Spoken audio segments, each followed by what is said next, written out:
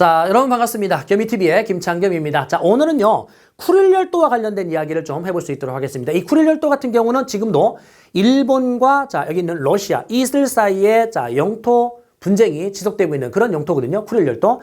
자, 이랬을 때 이제 일본의 훗가이도 섬, 가장 위에 있는 큰 섬이 홋카이도인데 그 위쪽에 쿠릴 열도들이 있고 이 쿠릴 열도와 관련된 거는 자, 1875년, 그러니까 19세기죠. 그러니까 1875년에 당시 이제 러시아와 여기에 있는 일본의 메이지 정부, 이 메이지 정부가 일종의 이제 영토를 자, 쪼개먹는 회의를 개최해요. 이게 뭐냐면 상트페테르부르크 조약입니다. 그러니까 상트페테르부르크가 도시인데 그 상트페테르부르크에서 어떻게 약속을 했냐면 사할린은 러시아가 가져가겠다. 그럼 쿠릴 열도는 자, 일본 너희들이 가져가라. 이런 식으로 이제 섬을 쪼개 먹은 겁니다. 19세기에. 그래서 아무 문제가 없었어요. 자, 이렇게 쭉 발전되다가 1904년도 무슨 전쟁이 터집니까? 러일 전쟁이 터지거든요. 그 러일 전쟁에서 1905년도까지 이제 전쟁이 전개가 됐고 당시 미국이 중재하죠. 그래서 포츠머스에서 이제 포츠머스 조약이라는 게 체결되는데 이 포츠머스 조약에 따르면 결국은 사할린을 누가 뺏어가냐면 일본이 뺏어갑니다.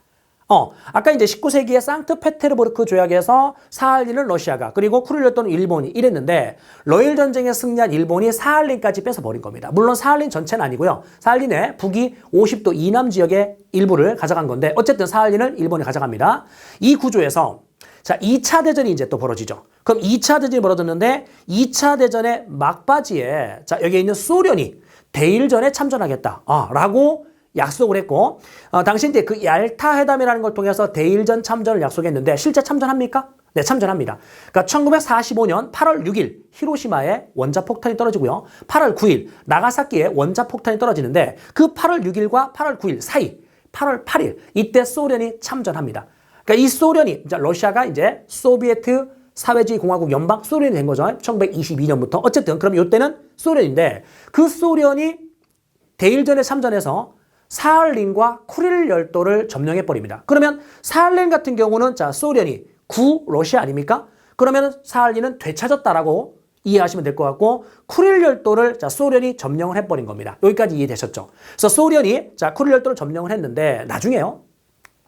일본이 패망한 이후에 1956년도 자, 소련과 일본 사이에 자, 국교가 수립됩니다. 그래서 일소 공동선언. 그러니까 1956년 일본과 소련 사이에 국교가 수립됩니다. 일소 공동선언. 이 일소 공동선언에서요. 소련이요. 일본에게 뭐라고 그랬냐면 쿠릴 열도를 조만간 돌려주마 라고 반환을 약속합니다. 그래서 쿠릴 열도를 돌려주마 라고 반환을 약속했는데 4년 뒤에 그러니까 1956년에 소련과 일본의 국교가 수립되었고 4년 뒤 미일 안전보장조약이 개정이 됩니다. 그러니까 미일 안전보장조약 같은 경우는 1951년도에 이미 체결됐었던 거고 그 미일 안전보장조약에 근거를 해서 미군이 일본에 계속 주둔을 했었던 거거든요. 어쨌든 그럼 60년도에 자, 미일 안전보장조약이라는 게 개정이 되면서 미군의 장기 주둔 이것들이 이제 더 이루어지게 된 거거든요. 그러니까 미군의 장기 주둔이 이제 미일 안전보장조약을 통해서 개정을 통해서 이루어지게 된 거고 소련이 이제 삐진 겁니다. 불만을 가져가게 된 거죠. 이거 봐라. 내가 여기 있는 쿠릴 열도를 돌려주려고 했는데 여기는 일본이 자 누구랑 더 친해?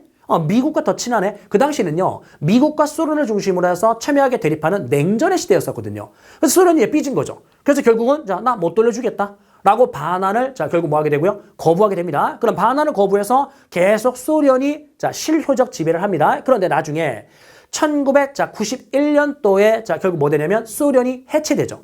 이 소련이라는 거는요.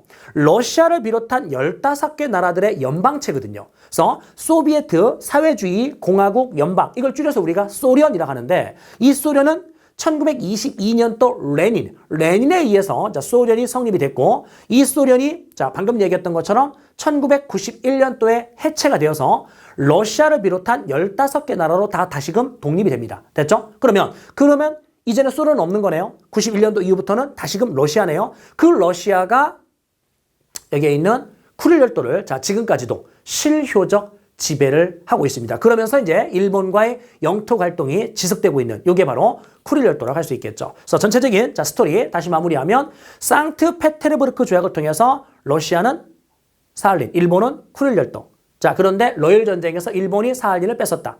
그리고 2차 대전 막바지에 자 소련이 사할린은 되찾았고 쿠릴 열도를 점령했다. 그런데 그 쿠릴 열도를 1956년도 반환을 약속했으나 60년도에 미일안전보장조약이 개정되면서 일본과 미국 사이의 우호 관계가 더 강화되게 됐고 이에 불만을 품은 소련이 반환을 거부하게 됐다. 따라서 지금 현재까지도 누가 여기 있는 러시아가 쿠릴 열도를 실효적 지배를 하고 있다는 겁니다. 그리고 소비에트 사회주의공화국 연방이는 1922년부터 1991년도까지의 모습입니다. 자, 팁 하나 말씀드리면 1차 대전이요. 1914년부터 1918년까지입니다. 그러면 시험 문제에 1차 대전 문제와 2차 세계대전의 문제를 비교하는 문제가 나오는데 예를 들어서 1차 세계대전과 관련된 문제가 출제가 됐다면 구간이 언제죠?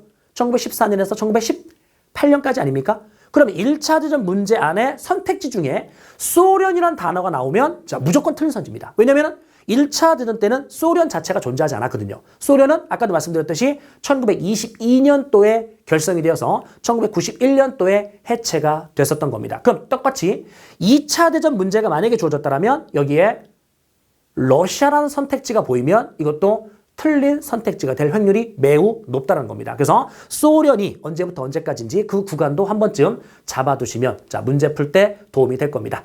자, 이 정도 말씀드렸고요. 자, 도움이 되셨다면 구독과 좋아요를 꼭 눌러주시기 바랍니다.